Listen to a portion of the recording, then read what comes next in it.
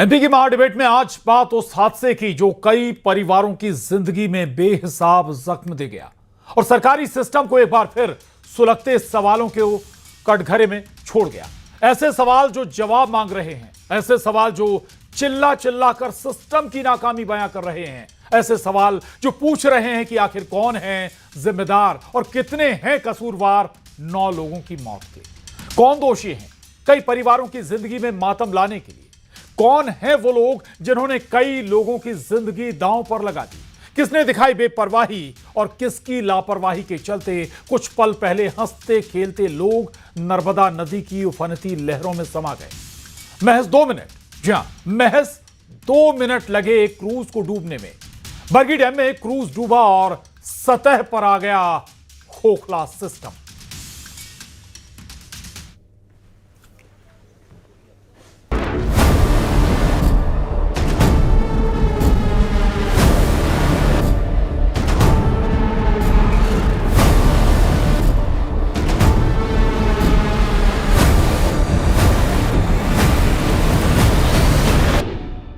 पूरा माहौल मौसम पूरा खराब होने पे या फिर वो वैसा भी उसमें पूरा पानी भर गया।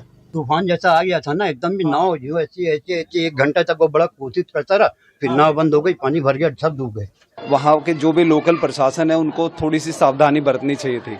कल पूरा अलर्ट था 2-3 दिन पहले से कि मौसम खराब हो सकता है, फिर भी उस क्रूज को अलाउ क्यों किया गया कि वो वहाँ पर सब लोग गए? लापरवाही से ही हुई है, क्योंकि जब उसमें बता रहे थे कि लोग मना कर रहे थे कि आगे मत जाइए इस सब चीज़ों में, वो फिर भी उस चीज़ को आगे ले गए क्रूज को, और वो जाके वहाँ पे तूफान में फंसा और काफ़ी पुराना क्रूज था वो।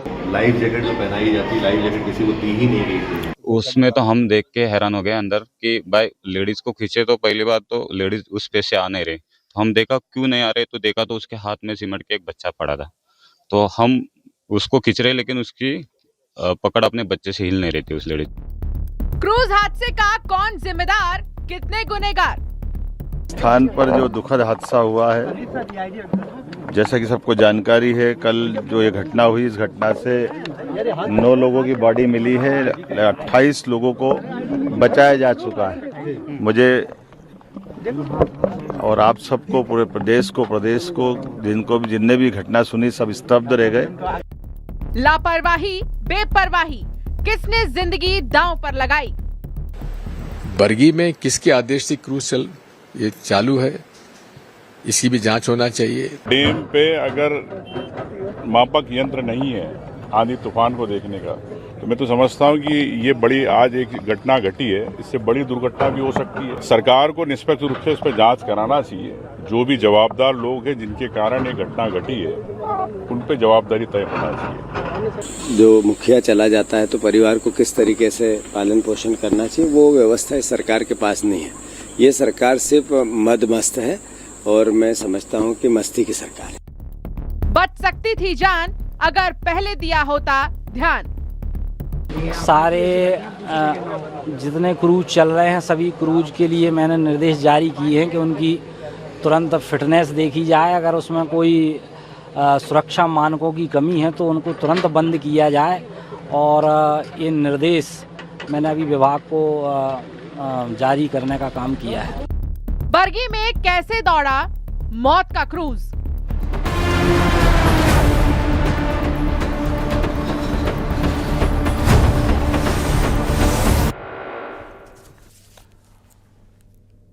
तो जबलपुर में हुआ यह हादसा बहुत सारे सवाल खड़े कर गया है। आखिर इसके लिए जिम्मेदार कौन है, किसकी लापरवाही से इतने लोगों की जान चली गई और किस किस स्तर पर लापरवाही हुई है, यह सवाल है कि क्या मौसम का अलर्ट नहीं देखा गया और क्या जो लाइफ जैकेट थी वो केवल सजावट के लिए रखी गई थी, स्टोर रूम में बंद थी। जो जानकारी निकल कर आई है वो वाकई हैरान करने वाली है। जो खुद पीड़ित हैं, जो उस बोट में सवार थे या क्रूज में सवार थे, उनकी अगर बात करें तो बहुत सारी जो बातें निकल कर आई हैं वो बहुत और कड़े कड़े सवाल पैदा करती है। चर्चा शुरू करें। हमारे साथ बेहद खास मेहमान हैं डॉक्टर वाणु अहलूवालिया जी, बीजेपी प्रवक्ता अवनीश बुंदेला जी, प्रवक्ता कांग्रेस डॉक्टर सत्य प्रकाश शर्मा जी, वरिष्ठ पत्रकार गुलाब राम जी, डीएसपी एसडीआरएफ। आप सभी का स्वागत है इस बेहद खास चर्चा में। सबसे पहले डॉक्टर वाणी अहलूवालिया जी। वाणी अहलूवालिया जी, सवाल सीधा सिस्टम पर है। सिस्टम की लापरवाही क्या इतने लोगों की जान ले गई? जो बातें अब निकलकर सामने आ रही हैं, सवाल यह भी है कि इस एक हादसे से क्या भविष्य के लिए सबक लिया जाएगा? सभी विद्वान जनों को नमस्कार करती हूँ जो इस पैनल में डिस्कशन में है, और श्रोताओं को भी मैं प्रणाम करती हूँ। देखिए, ये एक हृदय विदारक घटना है। सबक तो बिल्कुल लेना है, क्योंकि हमें जहाँ शासन प्रशासन में सबको मुझे लगता है सेंसिटाइज करना है कि जो एसओपीज होते हैं उनको फॉलो करना है। साथ साथ में यहाँ क्या खामी थी, जैसे कि हम सब जानते हैं, मुख्यमंत्री जी घटनास्थल पर आए हैं। कल रात से राकेश सिंह जी और अन्य साथी बरगी विधायक और यहाँ का जो जिला अध्यक्ष है जबलपुर ग्रामीण और नगर के, ये सब वह निगरानी बनाए हुए थे शाम से कल जब ये घटना हुई है। और देखिए, मुख्य चीज तो ये है कि जिनकी जानें गई हैं, जिनके घर में चिराग उजड़े हैं, उनके हम पूर्ति नहीं कर सकते। वो बहुत बड़ी एक दुखद घटना है। मैं उसका आंकलन भी नहीं कर सकती हूँ। एक माँ हूँ, एक बेटी हूँ, मैं समझती हूँ। सुनेगा 20 साल पुराना ये क्रूज था, क्या वाकई पूरी प्रॉपर मेंटेनेंस थी इसकी? दूसरी बात, मौसम विभाग का अलर्ट क्यों नहीं लिया गया? ये तीसरी बात ये कि किसी को लाइफ जैकेट चढ़ने से लेकर उतरने तक किसी को लाइफ जैकेट नहीं दी गई थी। जब हवाएं चली तब जाकर स्टोर रूम तोड़ा गया है, लोगों ने तोड़ा जो उसमें सवार थे, तब जाकर जब लाइफ जैकेट निकाली गई और उसमें छीना झपटी मच गई। ये लापरवाही की इंतहा नहीं है क्या वाणी जी? जी बिल्कुल, लाइफ जैकेट्स तो होनी चाहिए। जैसे हम लोग जब दो पहिए की वाहन चलाते हैं तो हम बोलते हैं हेलमेट पहनो, हम कार चलाते हैं तो हम कहते हैं सीट बेल्ट पहनो। यहाँ पर भी लाइफ जैकेट अनिवार्य है और देनी ही होती है, इसलिए उस क्रूज पर उपलब्ध थी। लगभग 40 जन थे इस क्रूज पर। जब ये वापस लौटने के लिए मुड़ा है क्रूज, तब तेज हवाएं जबलपुर में थी और तब कुछ इस तरीके का जो ये अंधड़ का जो माहौल था शहर के अंदर, तो निश्चित रूप से यहाँ पानी का स्रोत था, तो विंड करंट के साथ वाटर करंट का भी जो उलझन पैदा हुई होगी, ये बोट असंतुलित हुई है, कैप्साइज हुई है। और मुझे ये भी लगता है कि जब तथ्य सामने आएंगे तो हमें ये भी पता चलेगा कि इस जो क्रूज है उसकी ऑडिट रिपोर्ट क्या कहती है, उसके चेकअप्स जो थे, क्योंकि जब हम संचालन करते हैं तो यहाँ रेगुलर ऑडिट्स होते हैं।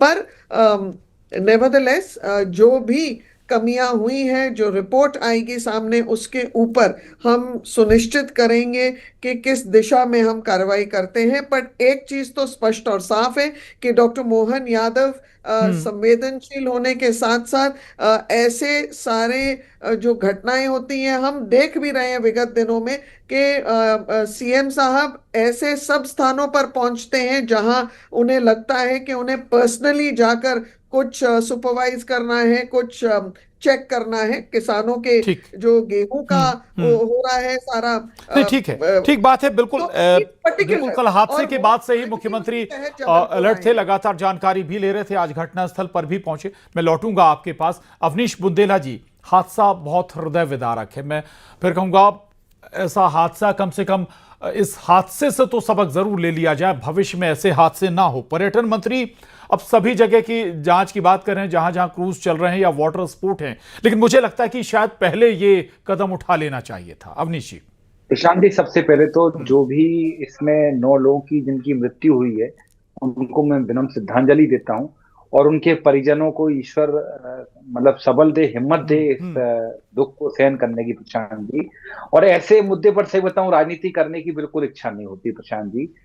अच्छा नहीं लग रहा है इस तरह के मुद्दों पर हम डिबेट कर रहे हैं। आपका भी अभिनंदन करता हूं कि कम से कम इस मुद्दे को हम डिस्कस कर रहे हैं, ताकि आगे ऐसी और घटनाओं की पुनरावृत्ति ना हो। प्रशांत जी, देखिए, ये तो जबलपुर शहर था, बरगी डैम है। मैं बताऊं आपको प्रशांत जी, छोटे छोटे शहर जो सत्यप्रकाश शर्मा जी भी वही उसी अंचल से आते जहां से मैं आता हूँ। सत्यप्रकाश जी बताएंगे कि छोटे छोटे जिले स्तर पर, तहसील स्तर पर जो तालाब हैं, उनमें बोट चलाई जा रही हैं और उनमें लोग बकायदा सैर करते हैं। अच्छा, इसको नाम दिया जा रहा है प्रशांत जी कि हम टूरिज्म बढ़ा रहे हैं। आप अच्छी बात है, टूरिज्म बढ़ाइए प्रशांत जी, लेकिन कम से कम लोगों की जान से खिलवाड़ मत करिए। मतलब उनकी जान पर, मतलब आप समझें मतलब उसकी कीमत पर हमें नहीं चाहिए कोई टूरिज्म या कोई विकास जिसमें लोगों के प्राणों को खतरा हो। और प्रशांत जी कोई पहली बार नहीं, भोपाल के तालाब में भी जो क्रूज चलता है वो भी 1-2 बार बचा है डूबते डूबते। और अगर 20 साल पुराना कोई क्रूज है प्रशांत जी, तो पहली बार तो देखिए हम कोस्टल नहीं रहते हैं, हम मध्य भारत में रहते हैं, पर लोग नहीं है जो उस क्रूज की अच्छे से जांच कर पाए कि इसमें कहां से लीकेज है, इसकी क्या दिक्कत है, इसका स्लेट लेवल क्या है। क्योंकि मैं आपको बताऊं, क्रूज में नीचे रेत भरी होती है, जैसे एक वो पेंट है ना, रेत भरी होती है जिससे उसका बैलेंस बन पाए। सबसे बड़ी बात, क्रूज अगर पुराना क्रूज हो गया प्रशांत जी तो डिसबैलेंस हुआ है। और मैं आपको बताऊं, ये जितने भी क्रूज और नाव चल रही हैं, आप भी जानते हैं प्रशांत जी, कि डीएसपी साहब भी बैठे हैं, वो इस बात पर प्रकाश डालेंगे कि अधिकतर ये निजी हाथों में दे दिए गए। इसको कोई नगर निगम नगर पालिका नहीं चला रही है, हर जगह ये आउटसोर्स करके निजी हाथों में, ठेकेदार के हाथों में दे दिए गए। अब प्रशांत जी वो तो और मकसद बात पे फोकस करेगा कि मेरे महंगे से महंगा टिकट बिक जाए, वो तो 4 पैसे कमाएगा। तो मैं समझता हूं ऐसी चीजों पे सबसे पहली बात तो प्रशांत जी ये अच्छी बात है, अगर आप पहले इस चीज पर एक्शन ले लेते मोहन यादव जी या शिवराज सरकार, तो शायद ये हादसा नहीं होता। मध्य प्रदेश में देखिए बहुत सारे जल स्रोत हैं, बहुत सारे बांध हैं।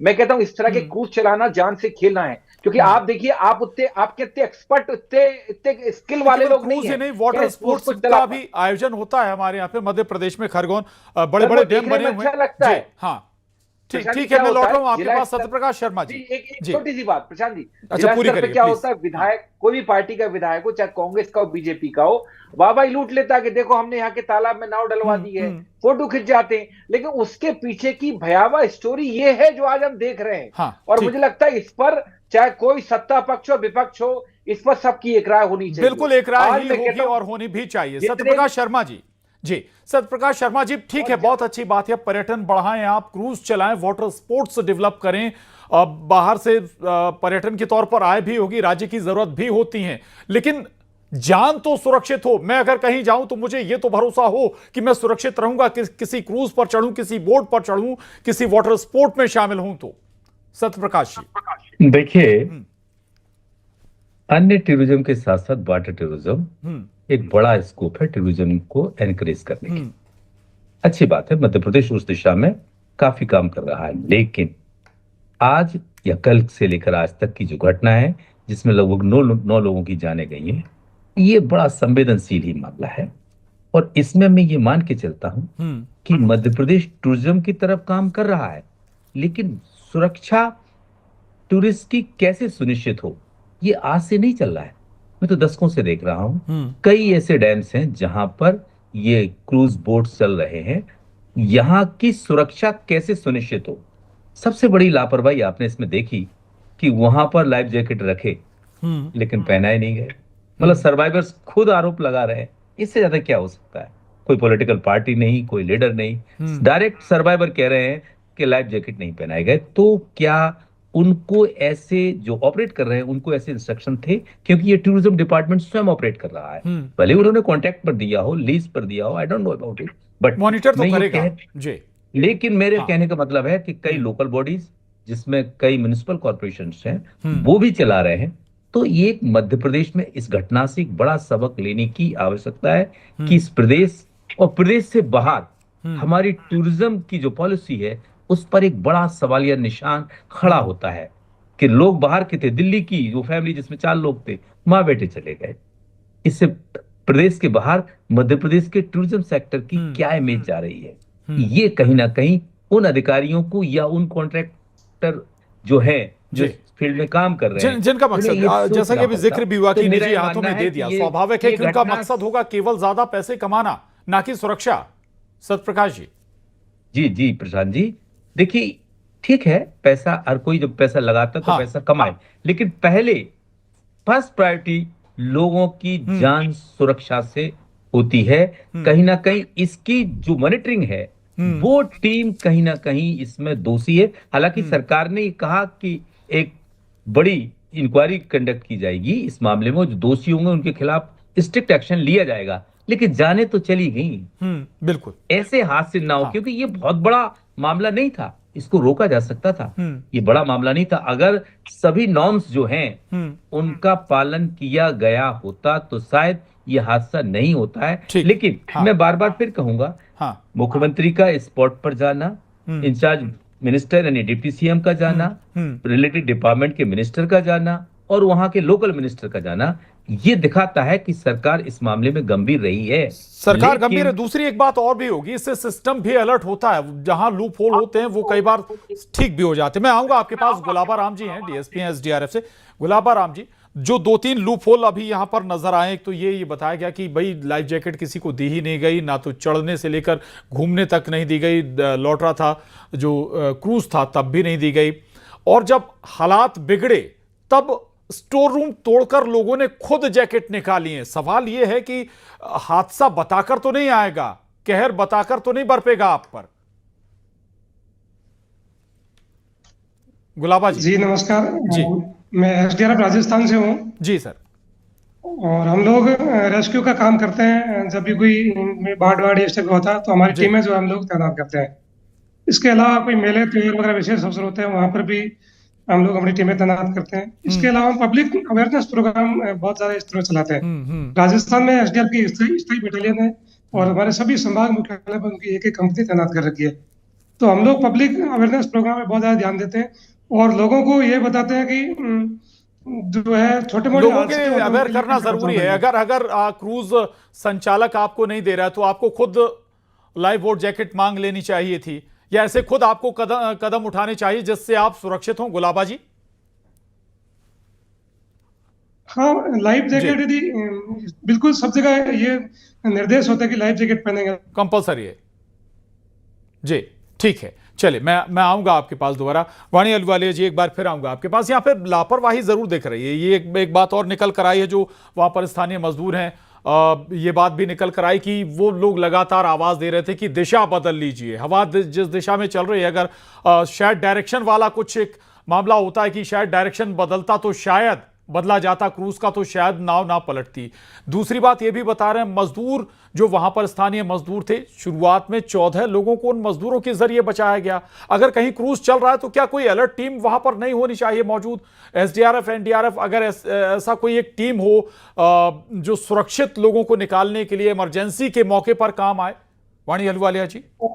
जी देखिए, सबसे पहले तो ये समझना होगा कि वो जो पूरा इलाका है उसमें अंदर पानी के नीचे गहराई भी बहुत है और वहां चट्टाने भी हैं, और इसीलिए जो दिशा हो रही थी ना कि वो क्रूज को मैन्यूवर करने में इतनी विंड और साथ में जो उफान आया हुआ था पानी में, जो लहरें बहुत ऊंची उठ रही थी, मुझे लगता है वो दोनों ऑपोजिट फोर्सेस थे जिसके कारण ये क्रूज असंतुलित हुआ है। पर जहां मजदूरों ने हेल्प की है वहां पर कुछ तैनात जो रेस्क्यू वाले थे उन्होंने भी कुछ लोगों को निकाला है, और बाकी जितने लाइफ जैकेट्स जो बिल्कुल लास्ट मिनट पे इस हादसा होने के पहले पहनी गई है, इस चीज पर बिल्कुल ध्यान देने वाली बात है, क्योंकि एसओपी के तहत एक प्रोटोकॉल होता है और उसको फॉलो करना अनिवार्य है। इसके लिए जो भी जांच में हमें बिंदु मिलेंगे उसके ऊपर ये सरकार संकल्पित है, वहां पर एक्शन और दिशा निर्देश होंगे। बिल्कुल ठीक है। अवनीश बुंदेला जी, एसओपी का जिक्र हो रहा है, ये तो पहली नज़र में ही नज़र आ रहा है कि वो फॉलो हुए ही नहीं, प्रोटोकॉल फॉलो हुआ ही नहीं। करीब 40 से 45 लोग क्रूज में सवार थे, महज 29 या 30 टिकट कटे हैं। डिटेल ही नहीं थी कि क्रूज में लोग सवार कितने हैं। प्रशांत जी, सबसे बड़ी बात है, जितने क्रूज चलते हैं, मैं फिर कह रहा हूं, इसमें स्किल्ड लोग नहीं होते इसको ऑपरेट करने वाले। आप समझें, नाव और क्रूज में फर्क समझिए प्रशांत जी। नाव को अगर आपको मोड़ना है, क्योंकि नाव की लंबाई 10, 12, 15 फीट से ज्यादा नहीं होती, आप उसको मोड़ेंगे तो उड़ जाएगी। लेकिन जो क्रूज होता है प्रशांत जी, कम से कम इसकी लंबाई जो रही होगी 70 से 80 फीट, 10-12 मीटर इसकी लंबाई रही होगी। आप एकदम इसको स्पीड में मोड़ेंगे तो ऑलरेडी नीचे धंस जाता है। याद करिए, अगर आपने टाइटैनिक फिल्म किसी ने देखी हो, जब वो देख रहे थे कि बगल में पहाड़ आ रहा, बर्फीला पहाड़, चट्टान आ रही, अगर वो एकदम ब्रेक मार देते तो टाइटैनिक जहाज शायद उसी समय डूब जाता, मोड़ देते तो एकदम पलट जाता। ये फर्क होता है क्रूज में और नाव में। तो वही मैं कह रहा हूं, मुझे लगता है जो इसका चालक रहा होगा प्रशांत जी, जो कह रहे ना मोड़ा, उसने घबराहट में या टेंशन में डर के मारे मोड़ा होगा, और मोड़ने के बाद उसका बैलेंस बिगड़ा होगा, जो कि वापस ठीक नहीं हो पाया और वो गिर गया और डूब गया। प्रशांत जी, और जहां तक बात है, देखिए ऐसे मामलों में हमें आश्चर्य इस बात का हो रहा है कि भाजपा की प्रवक्ता कह रही हैं कि मुख्यमंत्री जी बहुत संवेदनशील है। पायलट का भी बयान आया है, क्रूज का जो पायलट है महेश, वो कह रहे हैं कि सभी सुरक्षा इंतजाम थे, पर्याप्त लाइफ जैकेट मौजूद थी, लेकिन तूफान इतनी तेजी से आया कि यात्रियों को लाइफ जैकेट पहनने का मौका नहीं मिला। लेकिन मेरा फिर सवाल है कि भाई लाइफ जैकेट तूफान आने पर पहनेंगे कि या फिर आपको जब जैसे ही एंटर कर रहा था कोई व्यक्ति तब आपको पहनानी चाहिए थी? ऐसे तूफान में आप सर, ऐसे तूफान में आपको जहाज नहीं उतारना चाहिए था। लेकिन सबसे बड़ी खामी तो ये है, वही है कि जहां भी, जैसे आप गोवा में देखें, गोवा में बहुत सारे वाटर स्पोर्ट होते हैं, लेकिन हमेशा हर बीच पर एनडीआरएफ की बड़ी टीमें मौजूद रहती हैं कि अगर कोई घटना घटे तुरंत बचाते हैं। अगर मध्य प्रदेश में अगर आपको वाटर स्पोर्ट या वाटर टूरिज्म करना है तो ध्यान रखें, हर जगह आपको 10 से 12 लोग एनडीआरएफ की टीमें तैनात करनी पड़ेगी, नहीं तो मत करिए। टीमें बोट आपको रखनी पड़ेगी अलर्ट जे। और दूसरी बात प्रशांत जी, देखिए अगर मोहन यादव जी उस जगह पर जा रहे हैं, मोहन यादव जी उस जगह जा रहे तो उनकी जिम्मेदारी, मुख्यमंत्री हैं वो नहीं जाएंगे तो कौन जाएगा? अगर मैं कहूंगा हमारे उमंग सिंगार जी भी पहुंचे तो सारी जनप्रतिनिधियों की जिम्मेदारी है। ठीक है, ड्यूटी है, बिल्कुल सरकार के मुखिया है उनकी भी और नेता विपक्ष है उनकी भी, दोनों की ड्यूटी है जी। वक्त थोड़ा कम है, वाणी अहलुवालिया जी कहना चाह रहे हैं कुछ। वाणी जी, जब ये क्रूज निकला था तब हवा पानी दोनों शांत थे। ये जब वापस मुड़ा तब भी शांत नहीं है। यकायक वाणी जी, मौसम विभाग बताता है कि आज पूरे दिन, अगले 24 घंटे क्या मौसम हो सकता है, बदल सकता है, नहीं बदल सकता है, हवाएं चल सकती हैं, ये सारा कुछ बताया जाता है, या तो उसे अनदेखा कर दिया गया। प्रशांत जी, हमें ये देखना होगा कि विंड स्पीड जो मौसम का अनुमान दिया था उसमें विंड स्पीड क्या थी, उसमें क्या ऐसी आशंका व्यक्त की थी वेदर में। बिकॉज अगर गस्टी विंड्स हैं, थंडरस्टॉर्म्स है या गेल है, लेकिन कल गेल की वार्निंग नहीं थी जबलपुर में, और किस तीव्रता की विंड्स थी और क्या वार्निंग, ये सारे अब संशय वाले जो मुद्दे हैं, ये सब मौसम विभाग ने गलत प्रेडिक्ट कर दिया। नहीं, मैं बोल रही हूं जब ये रिपोर्ट कंपाइल होगी तब हमें पूरे तथ्य मिलेंगे जी। चलिए ठीक है, सत्यप्रकाश शर्मा जी, ये बात बिल्कुल ठीक है। अवनीश जी भी कह रहे थे कि भाई जहां जहां वाटर स्पोर्ट्स होते हैं या क्रूज चलते हैं, एक अलर्ट टीम होती है, एसडीआरएफ या एनडीआरएफ की एक टीम जरूर होती है, आपके पास स्पीड बोट होनी चाहिए ताकि आप मिनटों में, सेकंड में नहीं तो कम से कम मिनटों में घटना वाली जगह पर जरूर पहुंच सके रेस्क्यू के लिए। देखिए, जहां पर भी लोगों की जान की बात होती है तो एसडीआरएफ या एनडीआरएफ की टीम तो होती ही होती है, इसमें कोई दोहरा नहीं होना भी चाहिए। लेकिन मेरा ये कहने का तात्पर्य, यहाँ पर इतने लोग मेरे साथी बैठे हैं, हम टेक्निकल एक्सपर्ट नहीं है। एक 20 में से एक आदमी को छोड़ दो, एसडीआरएफ के जो डीएसपी है, तो उससे सुपर नहीं, हमें बात ये करना चाहिए लैप्सेस क्या है कि ऐसा नहीं। मेनली ये है कि जाने गई तो वहां लैप्स, प्रशासनिक गलती कहां हुई है, किसने वहां, क्या उसका फिटनेस सर्टिफिकेट कंप्लीट था, इस चीज पे जांच होनी, पहले इस पे हम डिस्कस यहाँ कर सकते हैं। बिल्कुल नहीं था कभी भी किसी भी क्रूज में, ये मोटराइज्ड बोट है जस्ट लाइक, तो अगर इसमें हम बैठते हैं तो निश्चित रूप से हमको लाइफ जैकेट पहना के ही क्यों नहीं एंट्री दी। तीसरी महत्वपूर्ण बात, अगर कुछ मौसम की गड़बड़ी थी तो किसने अलाउ किया? ये 3 विशेष मुद्दे हैं जिन पर कहीं ना कहीं किसने अलाउ किया। 30 टिकट थी, 45 लोग सवार थे, क्या ओवरलोड थी, बहुत सारे ऐसे लैप्सेस हैं और उन पर समय रहते तस्वीर भी साफ होगी। और इस हादसे से कम इतना जरूर होना चाहिए कि सबक लेने के बाद भविष्य में ऐसे हादसे पेश ना आए। बहुत शुक्रिया आप सभी खास मेहमानों का इस बेहद खास चर्चा में शामिल होने के लिए। महाडिबेट में आज बस इतना ही, नमस्कार।